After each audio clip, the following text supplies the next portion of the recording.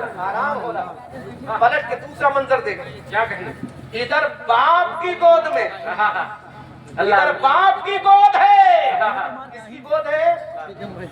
ادھر بیٹی کی گود ہے. اللہ اللہ. کس کی گود ہے؟ منظر دیکھو. ماضی میں جاؤ, ماضی میں جاؤ. پتہ ہی نہیں ہماری قوم کو. ماضی میں جاؤ. میرے آقا صلی اللہ علیہ وسلم کا ظاہری اعتبار سے, کون سے اعتبار سے؟ یوٹیوبروں کون سے اعتبار سے؟ مجھ سے بولو. ظاہری ہے, تمہاری آواز بھی ریکارڈ ہونا چاہیے اس میں. کون سے اعتبار سے؟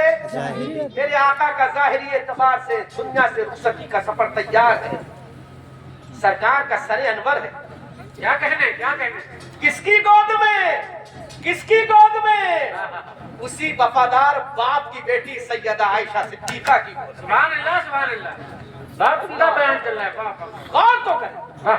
ادھر باپ کی گود میں مصطفیٰ کا سر, ادھر اسی باپ کی برگزیدہ بیٹی سیدہ عائشہ جو ام المومنین ہے, ان کی گود میں مصطفیٰ جان رحمت کا سر ہے. سبحان اللہ سبحان اللہ. اللہ اکبر کبیرہ. سبحان اللہ.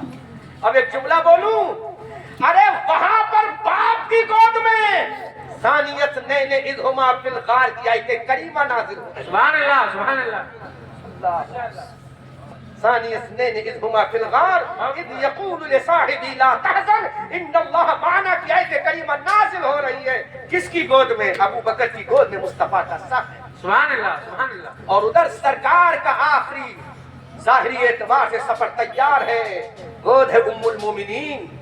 سبحان اللہ. سیدہ ظاہرہ طیبہ طاہرہ حافظہ محدثہ مفکرہ سیدہ عائشہ صدیقہ رضی اللہ. ماشاء اللہ ماشاء اللہ. یہ کون سیدہ عائشہ صدیقہ ہیں؟ جو ابو بکر کی بیٹی ہیں, میرے مصطفیٰ کی بیوی ہیں, اور ہم سب کی ماں ہیں. سبحان اللہ سبحان اللہ. ان کا مقام فقاہت کیا ہے معلوم ہے؟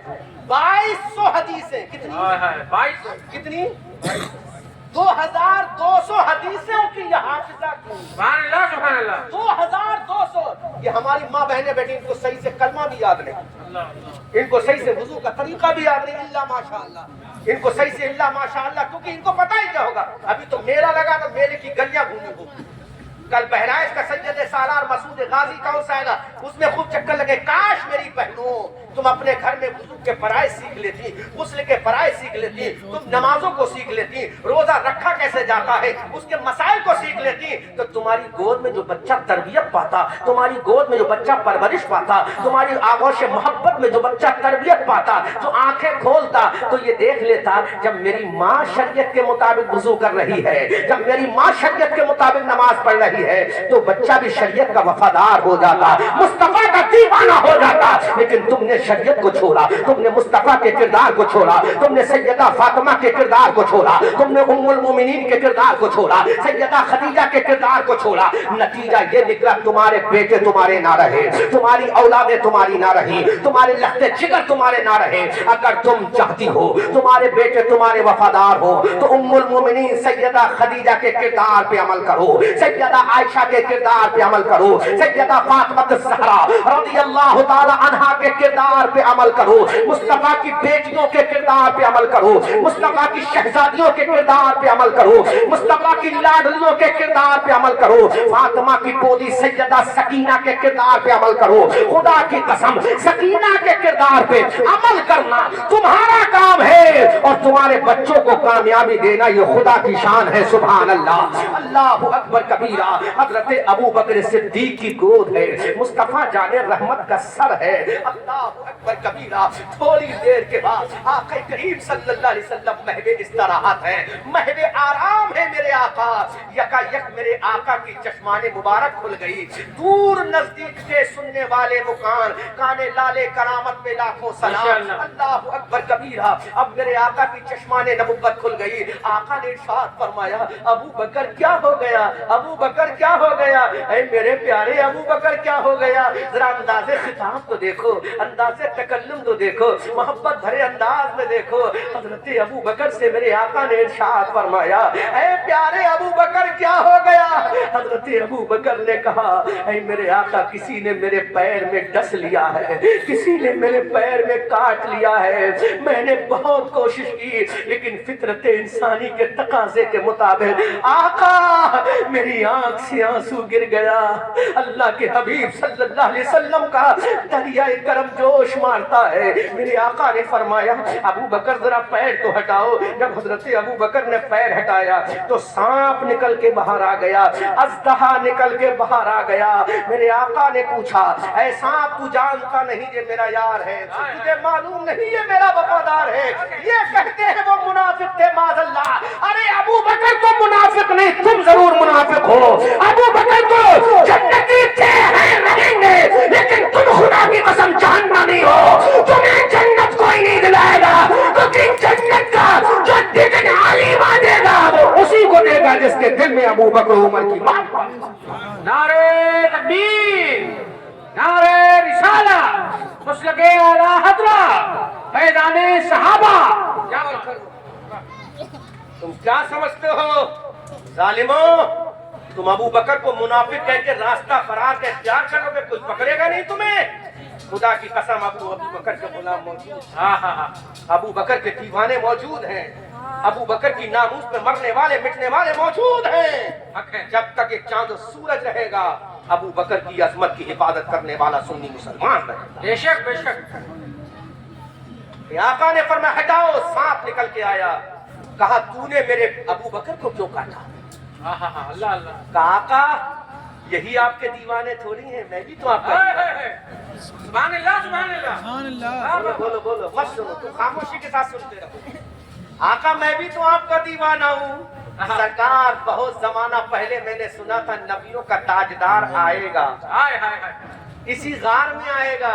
اس دن سے دیدار کی تمنا لیے ہوئے یہاں بیٹھا. سبحان اللہ سبحان اللہ. اسی دن سے دیدار کی تمنا لیے بیٹھا ہوں میرے آقا. لیکن جب ملاقات کا وقت آیا, جب وصال کا وقت آیا, جب دیدار کا وقت آیا تو راستہ بند پایا. سرکار میری فطرت ہے, میں نے کاٹ لیا. اب پہلے جب میں نے آپ کا دیدار کر ہی لیا ہے تو آپ کے دوست کو میں نے کاٹا, اس کی جو چاہے سزا دے دے. وہ سانپ بھی جانتا تھا یہ مصطفیٰ کا دیوانہ ہے. ارے وہ جانور ہو کر جانتا تھا ابو بکر کا مقام. یہ اپنے آپ کو انسان کہنے والا بھی نہیں جانتا مقام ہے ابو بکر. اس سانپ سے عبرت حاصل کر لے جس نے کہا تھا آقا اگر یہ آپ کا دیوانہ ہے تو میں بھی تو آپ کا. کون سمجھائے عقل کے اندھوں کو, سانپ نے بھی کہہ دیا. کیا کہنے, اللہ اکبر کبیرہ. اب میرے آقا کا دریائے کرم جوش مارتا ہے. میرے سرکار نے لعاب دہن نکالا, آب دہن مبارک نکالا, ابو بکر کے اس جگہ پہ لگا دیا جہاں پہ زخم تھا. سبحان اللہ, ادھر لگایا ادھر اللہ نے شفائے تام عطا فرما دی. سبحان اللہ. دنیا کے کسی مرہم میں وہ شفا نہیں, دنیا کے کسی ملم میں وہ شفا نہیں, دنیا کی کسی پٹی میں وہ شفا نہیں, دنیا کے کسی سرجن کے پاس وہ شفا نہیں جو میرے آقا کے آب دہن مبارک میں شفا ہے. اللہ اکبر کبیرہ. اب وہ معاملہ ہو گیا. سبحان اللہ سبحان اللہ. ادھر مکہ کے کافر آقا کو تلاش کرتے کرتے وہیں غار کے منہ پہ پہنچ گئے. حضرت ابو بکر کو خوف ہو گیا, حضرت ابو بکر کو ڈر لگنے لگا, کہیں ایسا نہ ہو ہمارے آقا کو دیکھ کر یہ لوگ گرفتار نہ کر لیں. اب بولو ابو بکر کے اندر ڈر کس کے لیے پیدا ہوا؟ اپنے آقا کے لیے. کہیں آقا کی گرفتار نہ کر لیں, کہیں میرے داتا کو گرفتار نہ کر لیں. سبحان اللہ سبحان اللہ. یہ محبوب و محب کی بات ہے, یہ عاشق و معشوق کی بات ہے, یہ دیوانے و متوالے کی بات ہے, یہ شمع اور پروانے کی بات ہے. اللہ اکبر کبیرہ. ابو بکر کے دل میں یہ خیال ہوا کہیں ایسا نہ ہو میرے آقا کو یہ لوگ دیکھ نہ لے, گرفتار نہ کر لیں. یہ دل میں خوف پیدا ہوا. میرے رب کی رحمت کو پیار آ گیا. سبحان اللہ. رب کی رحمت کو پیار آ گیا. بلبل سدرا آ گئے, طائر سدرا آ گئے, سید الملائکہ آ گئے, حضرت جبرائیل آ گئے, قرآن کی آیت کریمہ لے کر آ گئے. کس کی شان میں؟ ابو بکر کی شان میں. سبحان اللہ سبحان اللہ. ابو بکر کا ذکر مٹے گا نہیں کیونکہ قرآن مٹنے والی کتاب نہیں ہے. تو جب قرآن مٹنے والی کتاب نہیں ہے تو ذکر ابو بکر بھی مٹنے والا نہیں ہے. اللہ اکبر کبیرہ. ادھر ابو بکر کے دل میں خوف ہوا کہیں میرے آقا کو گرفتار نہ کر لیا جائے. ادھر بلبل سدرا آ گئے, آیت کریمہ لے کر آ گئے. ثانی اثنین اذ ہما فی الغار اذ یقول لصاحبہ لا تحزن ان اللہ معنا. سبحان اللہ سبحان اللہ. آقا نے فرمایا, اپنے صاحب سے فرمایا. اب بتاؤ اس غار ثور میں کون صاحب تھا؟ حضرت ابو بکر ہی تو تھے.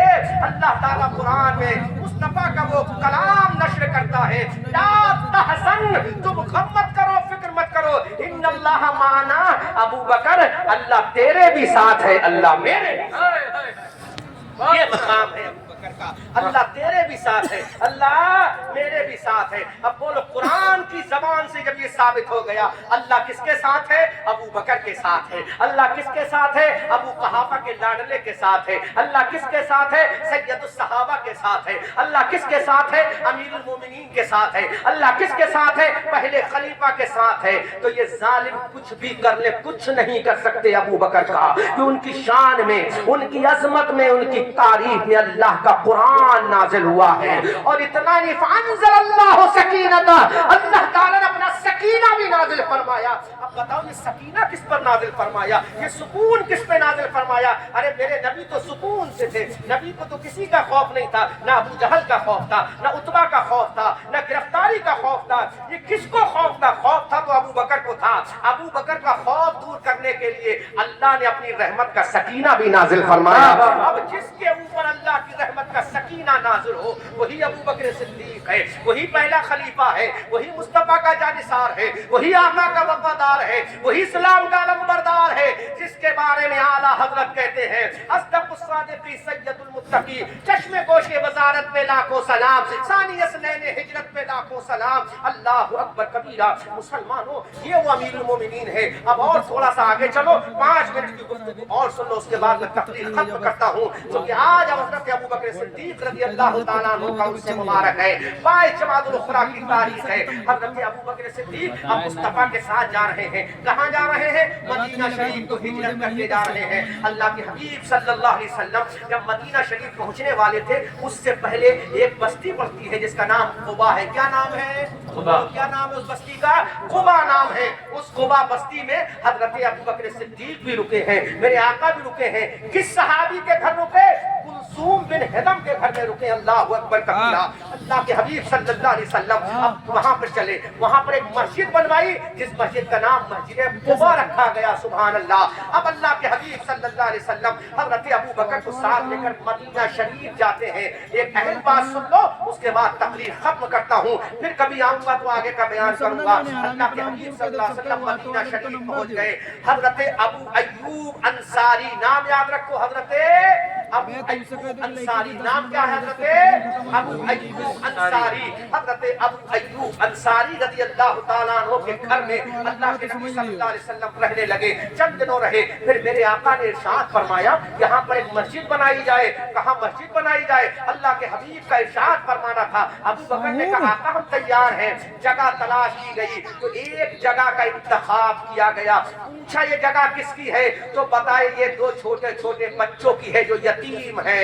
اللہ کے حبیب صلی اللہ علیہ وسلم نے قربان جاؤ طارق رضا, آج ابو بکر کا احسان اس امت پر کتنا ہے, کتنا ابو بکر کا احسان ہے اس امت پر. اللہ کے حبیب صلی اللہ علیہ وسلم نے جب ان چھوٹے چھوٹے بچوں کو بلایا گیا, دونوں یتیم تھے. آقا نے ارشاد فرمایا اے بچوں یہ زمین ہمیں دے دو, ہم یہاں ایک مسجد بنوائیں گے. سبحان اللہ سبحان اللہ. ان بچوں نے کہا آقا ہم تیار ہیں, مولا ہم تیار ہیں, داتا ہم تیار ہیں, میرے محسن ہم تیار ہیں. میرے آقا نے فرمایا اس کی قیمت لینا پڑے گی. ان بچوں نے کہا نہیں نہیں آقا ہم فری آف کاسٹ دیں گے. لیکن میرے آقا کا دریائے کرم جوش مار دیتا ہے. آقا کا دریائے کرم جوش مارا. میرے آقا نے ابو بکر سے کہا ابو بکر تعال یہاں ہونا, ابو بکر ادھر آؤ. حضرت ابو بکر آئے, کہا کیا حکم ہے میرے آقا؟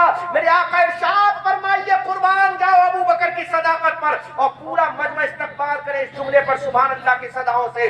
حضرت ابو بکر سے میرے آقا نے ارشاد فرمایا ابو بکر یہ جگہ جو ہے ان دو بچوں کی ہے, ہم یہاں مسجد بنوائیں گے لیکن یہ بچے فری میں دینے کو تیار ہیں, ہم فری میں نہیں لیں گے. ابو بکر نے کہا آقا حکم کیا ہے غلام کے لیے؟ کہا ابو بکر اس زمین کی قیمت تم اپنی جیب سے ادا کرو. سبحان اللہ, زمین کی قیمت سے ادا کرو, اپنی جیب سے ادا کرو. سبحان اللہ. آج مسجد نبوی شریف جو بنی ہے ان رافضیوں کے باپ کی جگہ پر نہیں بنی ہے, ابو بکر کی زمین پر بنی ہے. اس کی قیمت ادا کی ہے. ظالموں, اسی مسجد میں جا کر تم بھی سجدے کرتے ہو, اس مسجد میں جا کر تم بھی نمازیں پڑھتے ہو. یہ وہی مسجد ہے جہاں پر حسین نے نماز پڑھی, یہ وہی مسجد ہے جہاں حسن نے نماز پڑھی, یہ وہی مسجد ہے جہاں پر علی نے نماز پڑھی, یہ وہی مسجد ہے جہاں پر حضرت عمر نے نماز پڑھی, یہ وہی مسجد ہے جہاں پر حضرت عثمان نے نماز پڑھی, یہ وہی مسجد ہے جہاں حضرت بلال نے نماز پڑھی, یہ وہی مسجد ہے جہاں پر حضرت ابو عبیدہ ابن جرہ نے نماز پڑھی, یہ وہی مسجد ہے جہاں حضرت ابو ہریرہ نے نماز پڑھی, یہ وہی مسجد ہے جہاں امیر الامت نے نماز پڑھی, یہ وہی مسجد ہے جہاں حضرت سلمان فارسی صہیب رومی نے نماز پڑھی, یہ وہی مسجد ہے جہاں پر نبی کے صحابہ